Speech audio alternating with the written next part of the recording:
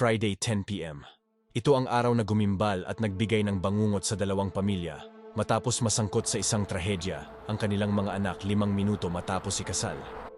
Ano nga ba ang nangyari sa dalawang mag-asawang ito? Matapos sumumpa at sabihin ang kanilang mga pangako sa isa't isa. This is JD ng The Real Event of the Mate Morgan Tragedy. Para sa dalawang individual na nasa hustong gulang na at handa ng pasukin ang buhay ng pagpapamilya, ang makasal sa harap ng Diyos ay ang pinakamagandang yugto sa buhay ng mga mag-iisang dibdib. Ang kasal ay isang sagradong seremonya na nagbibigay hindi lamang ng legal na basehan sa pagsasama ng dalawang tao, kundi nagdudulot din ito ng bagong kahulugan sa kanilang buhay, pamilya at komunidad. Ngunit sa kabila ng kahulugan at makabuluhang seremonya ng kasal, hindi natin maikakaila na minsan ang tadhana ay nagdadala ng mga pagbabago at pagsubok na hindi natin inaasahan. Ang bagong kasal, na kanina'y lubos ang saya na nadarama, ngayon ay nahaharap sa isang malupit na pagsubok. Kilalanin natin ang dalawang mag-asawa na sina Harley at Rhiannon Morgan.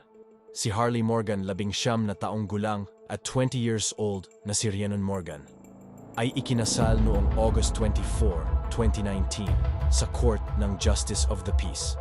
High school pa lamang ay magkasintahan na ang dalawa at nagsimula ng bumuo ng pangarap. Nais ng dalawang magpakasal at magsimula ng panibagong buhay, magkaroon ng 3 anak, at abutin lahat ang nais ng magkasama. Ang kanilang pagsasama ay naging inspirasyon din sa iba. Bagamat may mga hamon sa buhay, ay nanatili silang matatag sa pangako ng pagmamahal at suporta. Ngunit ang tadhana talaga ay sadyang mapaglaro. August 24, 2019, 10 p.m. ng gabi. Ito ay araw ng Friday. Ang huling gabi matapos silang may kasal. Habang palabas ng Justice of the Peace, sakay ng kanilang sasakyan, 5 minuto matapos makapasok ng Texas Highway 87, ang mag-asawa ay biglang sinalpok ng rumaragasang pickup truck sa Texas Orange County. Sa lakas ng impact, ay nagmistulang niyuping lata ang sasakyan ng mag-asawa.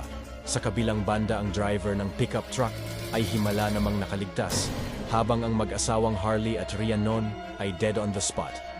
Natulala at hindi nakakilos ang mga magulang ng mag-asawa matapos masaksihan ang sinapit ng kanilang mga anak. O, tama ang narinig mo.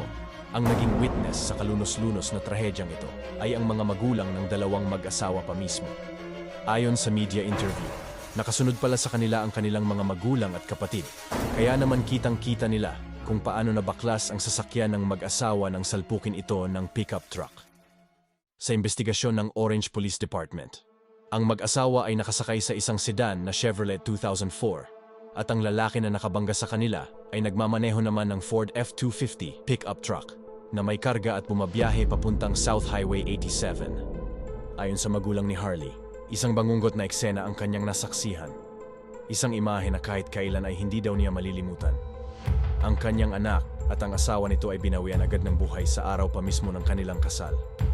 Madami pa sanang plano ang mag-asawa. Ayon sa magulang ni Harley ay may balak pang magpakasal muli ang dalawa ng Engrande sa December 20, 2019 na may mga bulaklak kasama ang mga kaibigan at kumpletong pamilya. Ngunit sa kasamaang palad ang lahat ng ito ay hindi na kailanman pa mangyayari. Sa kabilang banda, ang investigasyon ng mga pulis ay hindi naging malinaw. Hindi na muling nabanggit sa mga artikulo kung ano nga ba ang parusang ipinataw sa driver ng pickup truck.